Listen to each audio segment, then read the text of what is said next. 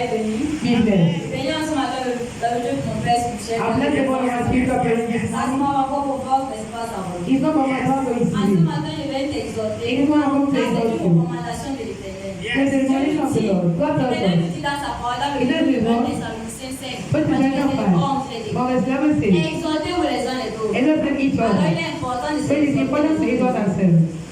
Ma soeur, est-ce que tu peux lire le livre de Somme 37, verset 4 aussi?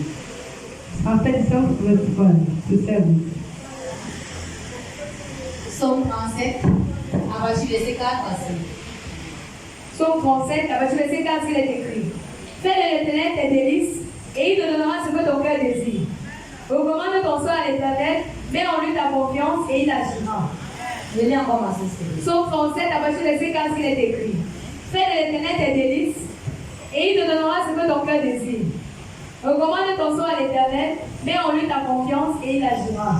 Amen. Amen. L'Éternel nous dit en ce matin, fais de l'Éternel tes délices. Yes. Fais de l'Éternel ta priorité. Yes. Il te donnera ce que ton cœur désire. Alléluia. Toi qui attends la bénédiction, toi qui attends le changement, en cette année 2026, ne voudrais-tu pas mettre d'abord l'Éternel devant et tes désirs derrière, pour qu'il te donne ce que ton cœur désire. Amen. Amen. Tu as des envies, tu as des désirs, mais tu voudrais que le Dieu à qui appartient l'or et l'argent te bénisse. Comment est-ce qu'il va te bénir si tu ne le mets pas en priorité? Il a mis une condition dans sa bénédiction. Il a dit, fais d'abord de moi tes délices. Et tu verras de quoi je suis capable dans ta vie. Et tu verras comment je pourrais changer ta vie. Donc les hommes n'ont pas pu changer ta vie. Moi qui est que je peux changer cette situation. Mais tu dis non. Non. Non. Son serviteur peut passer. Il te dit, ma fille, en ce moment, si je vais donner tout ton salaire, dis d'abord, et oui, papa, parce que tu dis papa. Mais derrière, tu dis, le père, je pense qu'il est venu comment? Et parti au travail comment?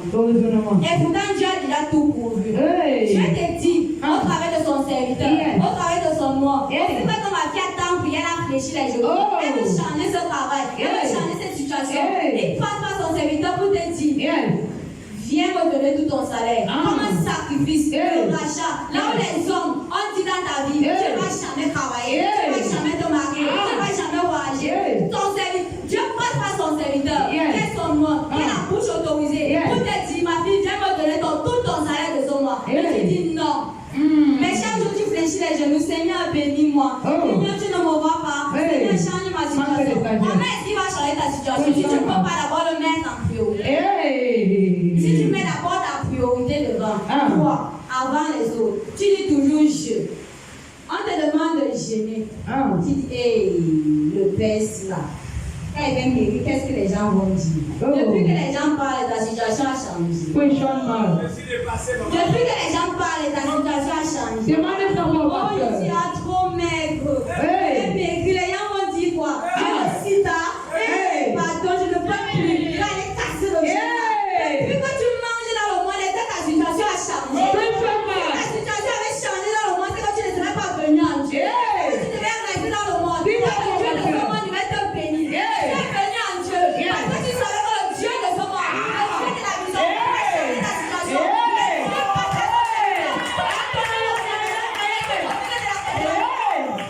Et tu refuses de la prière. Mais tu attends une bénédiction. Tu dis après, il y a vraiment Dieu. Erreur. Fais attention à ce que nous prononçons. Parce que Dieu ne choisit pas n'importe qui.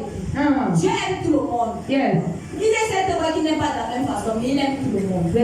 Alors, pour le démontrer ton amour, pour changer ta situation, lorsque les hommes de ta famille, lorsque les parents, lorsque les enfants, lorsque les hommes se soulevaient pour partir des hôtels dans ta famille, tu n'étais pas présent. Ce sont eux qui sont partis prendre ces faux dieux pour venir installer dans ta famille. Et lorsqu'ils t'ont bloqué, Dieu dit, est-ce que je t'aime, donne ton sacrifice, viens à moi. Tu dis non. Tu attends toujours que non. C'est ça les autres, il va changer comme ça. Mais s'il va changer ta situation, tu ne peux pas te sacrifier. Tu ne peux pas me le mettre d'abord en priorité. Il te dit en ce matin, il te recommande en ce matin, il te dit en ce matin, fais de moi tes délices, fais de moi ta priorité. Ce n'est pas que tu aimes ton teint, tu aimes ton corps, tu aimes l'habillement. Mets d'abord l'habillement, mets-moi d'abord devant, je suis capable. Alléluia. L'Éternel te demande en ce matin, est-ce que tu peux me mettre devant? Est-ce que tu peux me mettre devant? d'abord de toutes choses que tu aimes d'abord. Avant moi. Tu veux ma bénédiction, mais tu ne me mets pas d'abord devant. Comment est-ce que tu voulais que je te bénisse?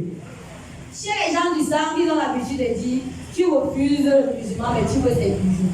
Comment tu peux refuser un Dieu, mais tu attends sa bénédiction, mais tu attends son or, tu attends son argent, tu attends un miracle. Quand tu viens chaque jour t'asseoir, j'attends le miracle de Dieu. Quel est ce miracle? Qui va s'aimer? Qui va sacrifier pour toi? Qui va sacrifier pour que Dieu te bénisse? Dieu passe par les sacrifices pour bénir. Donc, Père Michel nous dit toujours, Dieu passe par les sacrifices pour nous bénir. Qui va déposer le sacrifice pour que toi tu sois béni? Si tu ne peux pas toi-même te sacrifier pour que la bénédiction vienne à toi. À ce matin, j'ai exhorté une soeur. En ce matin, nous qui avons l'habitude de nous mettre d'abord devant et de mettre Dieu derrière. Dieu t'exhorte, il t'appelle en ce matin de le mettre toujours en priorité. Que ce soit devant de ton travail, que ce soit devant de ta vie, que ce soit devant de tes études. Mets-moi d'abord en priorité. Tu feras de quoi le super. Peu importe ce que mon serviteur te demande. Il sait pourquoi il te demande. Je ne peux pas passer par toi parce que tu n'es pas mon serviteur, mais je peux passer par mon serviteur pour te délivrer. Alléluia. Il faut toujours écouter les soins de Dieu. Écoutons les soins de Dieu. Car c'est par là, par eux, que Dieu passe pour nous délivrer. Pour nous délivrer. Pour nous bénir. C'est pour ça, ce matin, il a dit merci à tous ceux-là qui ont suivi cette exhortation. Alléluia. Je ne sais pas s'il a changé la pensée de quelqu'un ce matin. Je ne sais pas s'il a changé la pensée de quelqu'un ce matin. Je ne sais pas s'il a changé le mode de vie de quelqu'un ce matin. Ça a été une répétition. On s'est habitué dans le monde à mettre d'abord nous devant, à mettre d'abord nos besoins devant, et laisser Dieu. Aussi qu'on a accepté de servir le Seigneur, c'est parce qu'on a vu, on a compris que dans le monde on n'a rien eu. On a beau perdu du temps, on a beau perdu de l'argent, on a beau perdu énormément de temps. Mais nous savons que nous avons compris qu'ici, si nous venons chaque jour ici, c'est parce qu'il y a un grand Dieu. Alors, je te dis merci parce que ce Dieu te bénit encore ce matin. Merci.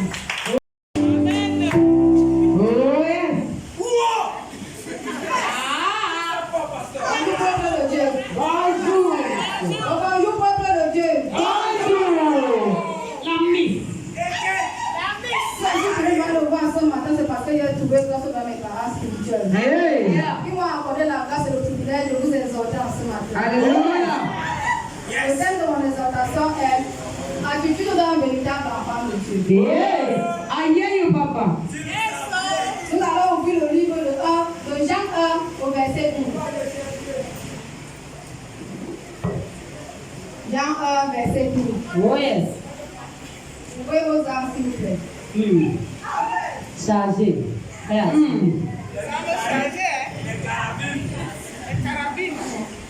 Très assuré.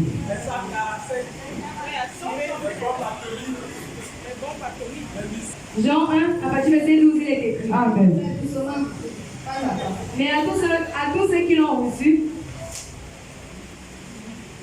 à ceux qui croient en son nom, mais il est écrit dans le livre de 1 Jean 1 au verset 12. Mais à tous ceux qui l'ont reçu, ici là on parle de quoi? On reçoit quoi? La parole de Dieu.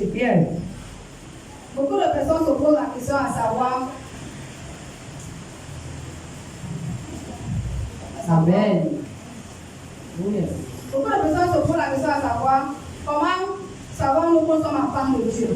Pour connaître que nous sommes enfants de Dieu, nous devons premièrement nous revêtir d'une âme puissante, qui est la parole de Dieu. Quand on parle, on entend la parole de Dieu, c'est se revêtir sur la connaissance de Dieu. Quand on prend se revêtir la parole de Dieu, la parole de Dieu nous amène à sortir de l'ignorance. Là, on était dans les ténèbres, on était dans l'obscurité. Le fait de lire la parole de Dieu, ça nous sort de l'ignorance, ça nous sort des ténèbres. La parole de Dieu nous enseigne, la parole de Dieu nous édifie. La parole de Dieu nous enseigne. La parole de Dieu nous édifie. Et la parole de Dieu nous amène à grandir en esprit. Là, on était faible hier. La parole de Dieu qui vient nous relever. La parole de Dieu qui vient nous fortifier. Et nous amène à marcher dans la vérité. Là, on était ignorant hier. La parole de Dieu vient faire de nous des véritables enfants de Dieu. Alléluia. Mais tu peux continuer. à ceux qui croient en son nom, On dit à ceux qui croient en son nom. Ici, on dit à ceux qui croient en son nom. C'est ceux qui ont totalement dévoué leur confiance en Dieu. Yes. Ceux qui ont dévoué totalement leur confiance en Dieu. Alléluia. Oui, ma soeur, continue. Elle a donné le pouvoir de devenir enfant de Dieu, lesquels sont nés non du sang, ni de la volonté de la chair, ni de la volonté de l'homme, mais de Dieu. Et c'est cette parole qui nous confère le pouvoir d'être qualifié comme enfant de Dieu. Alléluia. Lorsqu'on dit que nous sommes enfants de Dieu, on ne marche plus à Nataton, on ne marche plus bêtement parce que nous sommes déjà éclairés. Mais lorsqu'on dit que nous sommes éclairés, notre pensée change. Notre pensée change et nous grandissons en esprit. Alléluia. Tu vas ouvrir le livre de 2 au verset 7. Yes, I hear you, Mama.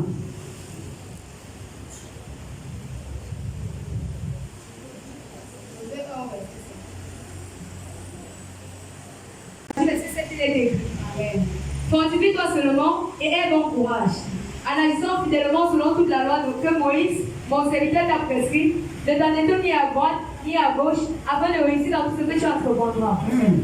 Quand on dit qu'on est véritable enfant de Dieu, on est considéré comme un véritable enfant de Dieu. Yes. On ne marche plus comme on veut. Yes. On ne marche plus comme les païens. On ne marche plus comme notre désir, mais selon notre volonté. Mais on marche comme Dieu nous demande. Yes.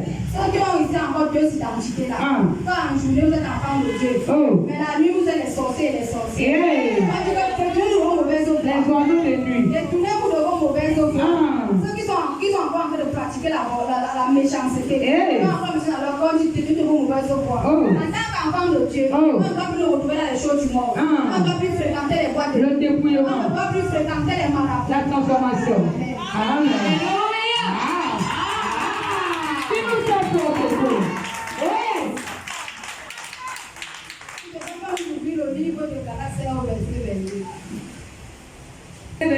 Alléluia. Mais le fruit de l'esprit, c'est l'amour, la joie, la paix, la patience, la bonté, la bénignité, la fidélité, la douceur, la tempérance. Quand on dit qu'on est enfant de Dieu, on doit avoir une conduite réglée. Yes. On doit posséder et manifester en nous l'amour. Yes. Et l'amour qu'on prétend manifester vis-à-vis de votre soeur, ça ne doit pas être variable. Yes. Tu ne dois pas porter l'amour envers ton frère selon le type de race, selon la personne devant toi. Mais tu dois l'aimer sincèrement. Tu dois l'aimer sincèrement. Quand tu dis aimer, tu ne dois pas douter. Tu ne dois pas douter. L'amour n'a pas d'intérêt. L'amour n'a pas de profit. Ceux qui s'attachent aux autres, parce qu'ils ont les moyens, ils s'allient à eux. Ceux qui sont l'amour. Amour par intérêt.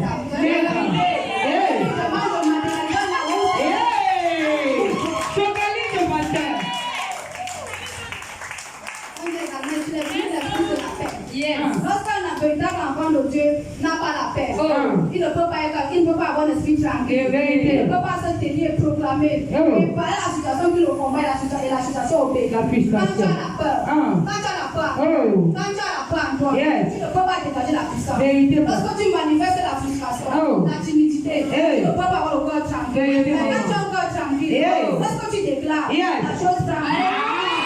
La paix assurante.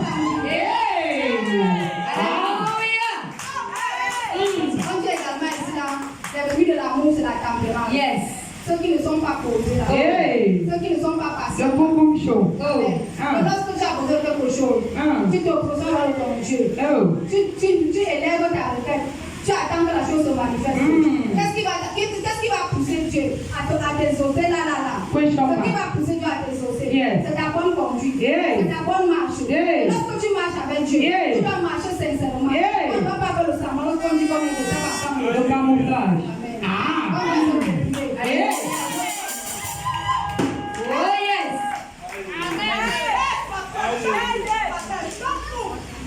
Au verset 23, il est écrit: la loi n'est pas contre ces choses. Au verset 22, il est écrit: Amen. mais le fruit de l'esprit, c'est l'amour, la joie, la paix, la patience, la bonté, la bénignité, la fidélité, la douceur, la tempérance. Mais on dit également que le fruit de l'esprit, c'est la bonté. Quand Dieu te bénit, et que tu as en possession des biens, quand tu vois ta soeur qui souffre, ton frère qui souffre, tu peux l'aider. Ne regarde pas son attitude, ne regarde pas ce qu'il t'a fait. Tu as la possibilité de l'aider, aide-le. Ne résiste pas. La bonne charité. Amen. Bien aimé dans le Seigneur, en ce matin, il vient exhorter un frère et une soeur. que lorsqu'on dit qu'on est enfant de Dieu, on doit prier au Dieu dans toute espèce de mal. On doit marcher avec Dieu. Quand on dit on marche avec Dieu dans la clarté, dans la transparence. Ceux qui étaient encore les hibouillés là, je vous invite à sortir du mal, prendre la voie de Dieu. Je vous invite à abandonner toute espèce de mal et à vous attacher à Dieu.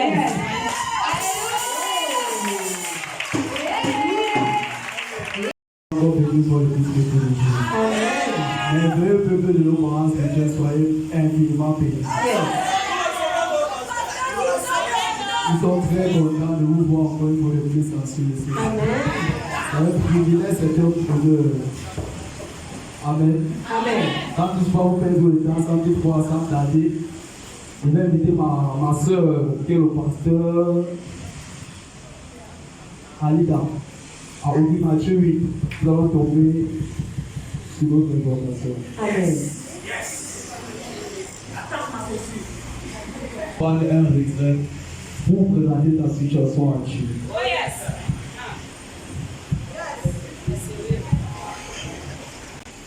Matthieu 8, à Matthieu 1, il est écrit. Amen. Lorsque Jésus fut descendu de la montagne, une grande foule le suivit. Et voici, un lépreux s'étant approché, se positionnant devant lui, et dit, Seigneur, si tu le veux, tu peux me rendre pur. Jésus étendit la main, le toucha et dit, je le veux, sois pur. Aussitôt, il fut purifié de sa lèvre. Puis Jésus dit, garde-toi d'en parler à personne, mais va te montrer au sacrificateur et présente l'offrande que Moïse a prescrit. Afin que cela laisse un témoignage. Amen.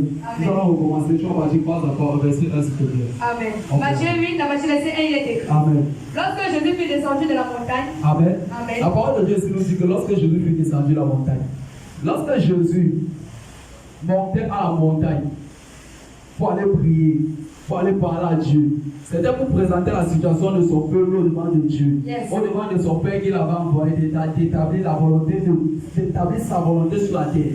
Toutes les fois que Jésus allait à la montagne, c'était pour avoir un moment de retrait, un moment pour parler à Dieu, son intimité avec son Père, pour présenter la situation de son peuple, toute situation de lourdeur, de pesanteur que son peuple pouvait traverser, toute situation qui pouvait affliger son peuple, pour une saison, pour un moment, pour un bon nombre d'années, pendant une période, toute situation que pouvait traverser son peuple, chaque fois que Jésus allait à la montagne, chaque fois que Jésus prenait un recul, c'était pour partir présenter la situation que traverse son peuple à Dieu. Ici, je vais t'inviter à comprendre pourquoi tu dois avoir des moments de recul, des moments d'intimité, où tu dois chercher la face de Dieu. Là où la situation de ta vie, là où un moment tu ne comprends plus pourquoi tu dois marcher avec Dieu, là où tu es troublé, là où ta personnalité même tu n'arrives pas à la contrôler, là où ton statut tu n'arrives plus, tu ne comprends pas pourquoi tu dois maintenir ton statut au standard de ce que tu as prévu pour toi. Tu dois comprendre pourquoi tu dois avoir des moments de recul au devant de la face de Dieu. Ici là, Jésus, toute fois qu'il montait à la montagne, c'était pour aller non seulement pour prier d'abord pour la situation de son peuple, et c'était pour chercher une autre forme d'onction, une autre qualité d'onction avec laquelle il devait descendre pour affronter les situations, les problèmes avec lesquels son peuple allait venir au devant de lui pour chercher la face de Dieu. Parce que la parole de Dieu nous dit ceci: Jésus étant descendu des cieux pour venir accomplir la volonté de son Père. Parce que Dieu a regardé sur la terre, il a vu qu'il n'y avait plus aucun homme, à part Moïse, à part Élie, à part Jean-Baptiste, qui avait la dimension de libérer son peuple sur la terre de la captivité. C'est pour ça que dans les cieux, Dieu a lancé ce qu'on appelle un loto, si on peut dire ça comme ça, c'est-à-dire, il a lancé dans les cieux, c'est-à-dire un challenge. Il a demandé aux anges, il a demandé aux êtres vivants, il a demandé aux 24 géants qui pourraient descendre sur la terre pour venir libérer mon peuple de la captivité. Tous ont tourné le dos parce qu'ils n'avaient pas la capacité, parce qu'ils n'avaient pas l'esprit que leur Père, le Dieu créateur, voulait les injecter et venir sur la terre afin de libérer le peuple de Dieu de la captivité. C'est pour ça que le Seigneur Jésus, qui était le Fils de Dieu, étant le Fils de Dieu dans les cieux, il a demandé à son Père, en étant ton Fils, en étant le Fils unique, que tu vas dans les cieux et sur la terre. Moi, je me propose de descendre sur la terre et de venir sortir ton peuple de la captivité. Mais qu'est-ce que moi je bénéficie en retour? Laissez-moi si tu me comprends. Lorsque Jésus descend, malgré que tous les anges ont rejeté la volonté de Dieu, Les anges ont dit qu'ils ne peuvent pas venir sur la terre à cause que la race de l'homme était introduite les méchants par-dessus tout. Parce que Dieu lui-même dit dans sa parole de Genèse 1, Genèse 2 et 3, il s'est repenti de sa propre créature. Lorsque sa créature a voulu s'en accaparer du fruit, lorsque son peuple a voulu s'en accaparer du fruit de Dieu, lorsqu'ils ont voulu s'en accaparer du fruit de la vie, le fruit de la vie, donc ça dit qu'il devait bénéficier de ce qu'on appelle l'immortalité. Donc c'était un fruit, un arbre qui était planté au jardin d'Éden. Il y avait deux arbres. Un arbre qui portait la connaissance du bien et du mal. L'homme dans les cieux, étant créé à l'image de Dieu sur la terre, n'avait pas de capacité à savoir que ce qui pouvait faire bien, ce qui pouvait faire mal. Mais Dieu, en étant dans les cieux, en étant dans le haut standard, c'est ce qu'on appelle la dimension des esprits. Il n'a pas révélé ce qu'on appelle les deux hommes qui étaient dans le jardin d'Éden, parce qu'il savait que s'il révélait cela à l'homme devait s'en accaparer non seulement d'abord de l'arbre qu'on appelle la sagesse, la connaissance du bien et du mal, et de l'arbre qui produisait les fruits, l'arbre qui produisait les fruits. Pour recevoir l'immortalité. C'est-à-dire un fruit que tu mangeais, la mort ne devait plus être ton partage. Dieu a vu que si l'homme s'en accaparait de cela, il ne devait même plus avoir ce qu'on appelle son statut de Dieu. Il devait le perdre parce que l'homme ne devait plus jamais mourir. L'homme ne devait plus jamais avoir ce qu'on appelle un problème de maladie. Il ne devait plus jamais avoir ce qu'on appelle une situation de divinité. Ce qui veut dire quoi? Dieu devait perdre son propre statut dans les cieux. Et nulle personne sur la terre ne devait plus glorifier son nom. Le nom de Dieu ne devait plus être glorifié. Et lorsque Dieu a vu que la pensée de l'homme était dirigée au devant de ses âmes, au devant de ses fruits, il a déplacé ce qu'on appelle une armée céleste pour protéger ses âmes. Mais malgré que l'homme s'est en accaparé, du fruit de la connaissance du bien et du mal, Dieu a dit ceci, empêchons l'homme de toucher ce qu'on appelle l'arbre de l'immortalité, afin qu'il ne devienne pas comme nous. Parce que l'homme a été créé à l'image de Dieu pour l'adorer. Amen. Je vais te faire comprendre ceci. Toute fois que tu dois prendre un rituel pour parler à Dieu, c'est pour présenter ta situation à Dieu, c'est pour présenter tes problèmes à Dieu. Ton rituel va forcément dire que toi aussi tu vas partir dans une montagne. Maintenant, tu dois comprendre que la montagne où Dieu t'a canalisé, la montagne où Dieu t'a conduit, c'est la synagogue de la maison, au devant de cet hôtel. Toutes les fois que tu veux parler à Dieu, tu dois avoir ce qu'on appelle le moment de rituel. Où tu viens te poser devant de cet hôtel, tu parles à Dieu parce que Jésus, lorsqu'il montait à la montagne, c'est pour chercher une autre forme d'onction, une onction qui pouvait aller au-delà de l'enterrement des hommes. Parce que bon nombre de personnes avaient déjà vu une onction de ce qu'on appelle l'onction de Élie, l'onction du Méchemi. Bon nombre de personnes sur la terre avaient déjà vu. Bon nombre de personnes avaient déjà vu l'onction de Moïse qui divisait la mer, qui frappait Pharaon de Dieu. On avait déjà vu toute forme d'onction. Mais l'onction que Jésus est descendu la montagne avec, on n'en avait pas entendu, on n'en avait pas encore vu cette forme d'onction. C'était une qualité d'onction, une onction d'attirance. Parce que lorsqu'on nous dit, au verset 1, lorsque Jésus descendit de la montagne, une foule d'hommes se mit à le suivre. Je ne pense pas que lorsque Jésus était à la montagne, il est parti à la montagne pour prier Dieu. Lorsqu'il va descendre, que son ministère soit prospère. Je ne pense pas que lorsque Jésus est monté à la montagne, il est allé à la montagne pour prier Dieu. Et la foule qui se mit à le suivre, lorsqu'il est descendu de la montagne, cette foule l'attendait déjà. Je ne pense pas. Mais toutefois, ceci, lorsqu'il est monté et il est descendu avec ce qu'on appelle une onction d'attirance, une autre forme d'onction. Parce que cette onction était une onction de bien vouloir, une onction d'aide, une onction de guérison, une onction pour accomplir toutes choses selon la volonté de son Père. Amen, ma soeur, vas-y, s'il te plaît. Au verset 2, il est écrit. Et voici, un des prêtres s'était approché, se prosternant devant lui. Vas-y. Et dit, Seigneur, si tu le veux, tu peux me rendre pur. Amen. Amen. La parole de Dieu nous dit ceci. Lorsque Jésus vit descendre de la montagne, une grande foule l'entourait. Une grande foule marchait derrière de lui, au devant de lui. La parole de Dieu nous dit ceci. Jésus venant sur la terre n'avait jamais accompli les œuvres de sa propre volonté. Donc il n'a jamais manifesté une volonté indépendante de lui-même. C'est pour dire que la volonté que Jésus opérait avec sur la terre, la volonté que Jésus manifestait sur la terre, c'était la volonté de celui qui l'avait envoyé. Parce que lorsqu'il est venu sur la terre, son statut de Dieu, il a laissé ça dans les cieux. Il a accepté de perdre son statut. Parce que s'il n'acceptait pas de perdre son statut, il ne devait jamais avoir la capacité à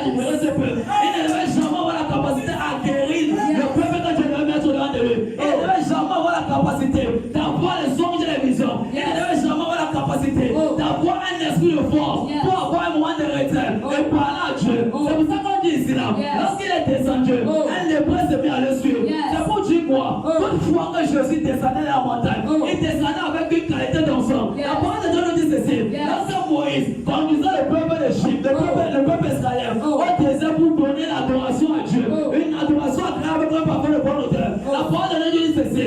Lorsque Moïse arrive au désert, au travers des murmures, à cause des murmures que le peuple exerçait, à cause des murmures que le peuple exerçait auprès de Moïse, il était déjà fatigué. Le Dieu de Moïse maintenant a dit, comme ton peuple murmure, ils n'ont plus foi en moi, à cause de la famine, à cause de ce qu'ils travaillent dans le désert, ils demandent de l'eau, ils ne trouvent pas à boire. Mais toi mon serviteur Moïse, monte par ici, je t'appelle. Moïse montait à la montagne, il partait parler à Dieu, il partait présenter la situation de traverser son peuple. Toutefois que tu vas voir ton parent spirituel prendre un moment de retrait au devant de son peuple, au devant de son propre activité, pour sa propre cause, tu dois comprendre que là où il part, c'est pour présenter sa vie, c'est pour présenter ta vie, c'est pour présenter bon nombre de problèmes. Tu peux traverser, ou tu peux venir, un peuple différent, avec dans sa présence. Lorsque Moïse montait à la montagne, il partait présenter les situations de traverser son peuple. Et Dieu lui dit, ne te dérange point, j'ai trop parlé, mais maintenant je ne vais plus parler avec les efforts, je vais parler maintenant avec jugement. Il donna à Moïse ce qu'on appelle quoi? Les 10 commandements. Et Moïse l'a pris, il les mettait sur les tablettes. Le nombre de jours que Moïse a fait, le nombre de jours que Moïse a fait à la montagne, lorsqu'il a dit ceci à sa compagnon, son frère avec qui il marchait, il connaissait le peuple qui était Aaron. Il dit à Aaron, toi reste ici, souverain ce peuple. Aaron n'avait pas de capacité à supporter les peines du peuple de Dieu. Aaron, parce qu'Aaron n'était pas appelé. Aaron avait été choisi seulement par Moïse à cause de l'infidélité. Parce que Dieu a dit à Moïse, viens, je t'appelle pour libérer mon peuple. Il a dit qu'il ne pouvait pas. Il ne pouvait pas le faire. Et maintenant, lorsque Moïse resta à la montagne, lorsque Moïse resta à la montagne, il chercha la part de Dieu. Il chercha la part de Dieu. Il trouva la part de Dieu. Et Dieu lui recommanda de prendre les diplômes. Aaron resta pour suivre le peuple de Dieu. Qu'est-ce qu'Aaron a fait? Lorsqu'il est resté en bas, Aaron dit ceci. Il ne pouvait plus. Parce que lui était fatigué. Parce qu'il n'avait reçu aucune formation. Il n'avait reçu aucun moment de retraite. Parce que la paix de Dieu n'avait pas créé dans sa vie. Qu'est-ce qu'il s'est dit? Il s'est mis à créer ce qu'on appelait un faux don pour subvenir aux besoins du peuple de Dieu. C'est pour dire quoi? Si le peuple de Dieu n'arrive pas à comprendre la volonté de l'homme de tes parents spirituels, que Dieu va devant eux et de les faire confiance et de marcher, ils vont toujours marcher dans ce qu'on appelle une autre voie comme ça la voie de Dieu. C'est pour ça que c'est l'épreuve. Lorsqu'il vit Jésus, il courra au pas de Jésus. Malgré qu'il y avait la foule, la parole de Dieu ne dit pas chercher. Lorsqu'il a vu Jésus, il a cherché le sycomore pour monter sur le sycomore et crier à Jésus, me voici, Rabbi, me voici, Rabbi, ne me laisse pas. Et Jésus a levé la tête, il dit à la je descends, je vais te parler. Et lorsque Jésus est descendu, Jésus a résolu son problème. C'est l'épreuve devait utiliser ce qu'on appelle la dimension de l'humilité, la dimension de la compassion, la dimension de la pitié. Parce que Jésus accomplissait l'œuvre de son Père sur la terre au travers de la compassion. Parce que s'il regardait au travers du sacrifice, bon nombre de personnes ne devaient pas recevoir la vie. Tout le monde allait seulement marcher dans l'échec. Tout le monde devait seulement marcher dans les peurs, dans les douleurs. Parce que tout le monde n'avait pas capacité à donner les sacrifices à Dieu. Parce qu'à ce temps-là, pour avoir ce qu'on appelle une richesse, il fallait être vraiment celui qu'on appelle un roi. Si tu n'étais pas appelé roi, tu ne pouvais pas avoir ce qu'on appelle une richesse. C'est l'épreuve. Il vient se prosterner devant de Jésus. Malgré tous les malades, malgré tous les lépreux, tous les déprimés, ceux qui étaient là autour. Mais c'est seul l'épreuve que Jésus a regardé. Il a observé. À cause de la compassion, au travers de l'humilité qu'il a manifestée, au travers de la pitié qu'il a manifestée, Jésus est tendu la main. Il est tendu la main et le touchant. Il est tendu la main et le touchant. Et il dit, je le veux. Parce que lorsqu'il dit, si tu le veux, c'est une façon de demander miséricorde et pardon. Amen. Je vais t'inviter ici en ce matin à comprendre le thème de mon exhortation. C'est toujours avoir la bonne posture et la bonne manière d'humilité pour te placer devant Dieu et demander toutes choses. Et lorsque tu le fais, tu recevras encore au-delà de ce que tu as demandé. Amen. C'est là où je m'arrête.